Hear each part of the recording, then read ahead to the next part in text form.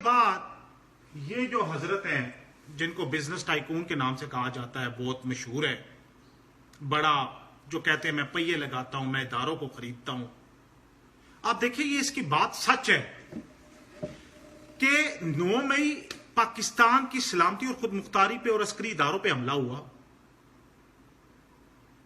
یہ وہ شخص ہے جس نے القادر ٹرسٹ میں عمران خان کو زمین دی اپنی کرپشن چھپانے کے لیے. جب آرمی چیف صاحب D G I S I تھے تو یہ شخص جس کا نام ملک ریاض ہے، اس ملک ریاض کے خلاف وہ کیس لے کے گئے تھے عمران خان کے پاس کہ یہ ملک ریاض اور اس کی بیٹی اور یہ لوگ ہیرے کی انگوٹھیاں اور پتہ نہیں کیا کیا آفر کر رہے ہیں پنکی پیرنی کو.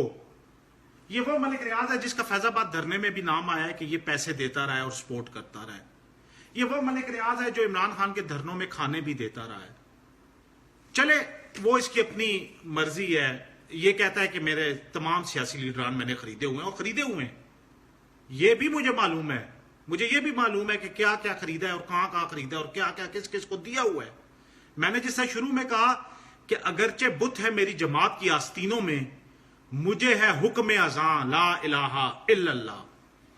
تو کہنے کا مقصد یہ کہ یہ جو شخص اس کے ساتھ کھڑا ہے امجد محمود، اس کا بیٹا ترخم بارڈرز پہ گرفتار ہوا، وہ اس ایف آئی آر میں ہے. یہ ایف آئی آر ہے، یہ ایف آئی آر ہے تھانہ مورگاہ کی، جس میں دفعہ 788 اینٹی ٹیررزم ایکٹ، یہ کسی عام بندے پہ لگ جائے نا تو اس کی جان بھی نہیں چھوٹتی. ضمانت تو دور کی بات ہے، اس کی جان ہی نہیں چھوٹتی، وہ انکوائریاں بھگت کے مر جائے. یہ نان بیلیبل افینس ہے.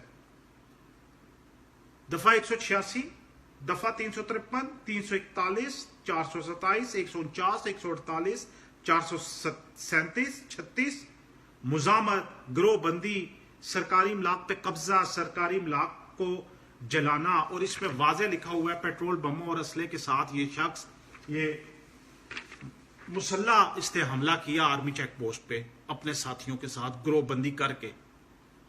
میں نے ڈیمانڈ کی کہ آپ کیوں نہیں گرفتار کرتے، میں نے نام کسی کا نہیں لیا تھا.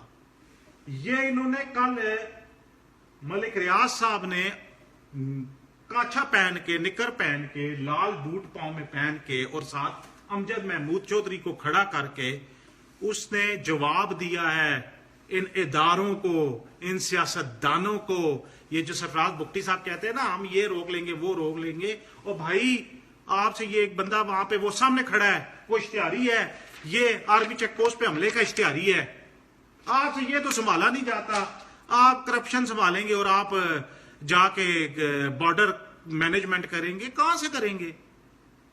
سابق آرمی چیف کی نواسی آپ نے گرفتار کر لی، باپ اس کا سابق وزیر خزانہ تھا. آپ نے سابق گورنر کا بیٹا سابق وزیر خارجہ گرفتار کر لیا سائفر کیس میں. آپ نے علی امین گنڈا پور، مراد سعید اور حماد اظہر جیسے لوگوں کو اشتہاری قرار دے دیا، وہ روپوش ہیں. یہ تو سامنے کھڑا ہے اور یہ ہنس کے آپ کو چڑھا رہے ہیں، یہ چڑھا رہے ہیں ہمارے اداروں کو. یہ جو کالی بھیڑیں بیٹھی ہیں نا ہمارے اداروں میں جو کھاتی ہیں، وہ بزرگوں کا کہنا ہے کہ منہ کھائے تو اک شرمائے. یہ آپ کو ہنس کے یہ آپ کو شکلیں دکھا رہے ہیں. 3 دن میں انہوں نے اس لڑکے کو بھی نکال لیا جو ترخم بارڈر سے گرفتار ہوا آرمی چیک پوسٹ حملے میں. ختیجہ شاہ ایک خاتون ہے، وہ رول رہی ہے، اس کے منہ پہ کالا کپڑا ڈلا ہوا ہے. غلط ہے یا ٹھیک ہے؟ میں کہتا ہوں کہ اگر یہ ٹھیک ہے تو پھر چھوڑو ان کو بھی، ختم کرو یہ 9 مئی اور یہ سارا کچھ ختم کرو اور آگے چڑھو. نہیں تو پھر کم از کم اس تصویر کا نوٹس لے لیں جو میرے اس ویڈیو پیغام کے بعد کہ 9 مئی کے ملزمان کو گرفتار کرے، اس کے بعد یہ تصویر کل تازی چڑھائی گئی ہے جاگنگ کرنے کے بعد، ناشتہ کرنے کے بعد، اور جواب دیا گیا ہے کہ منہ کھائے اک شرمائے. ساڈا کوئی کچھ نہیں بگاڑ سکتا کیونکہ پیچھے ملک ریاض ہے.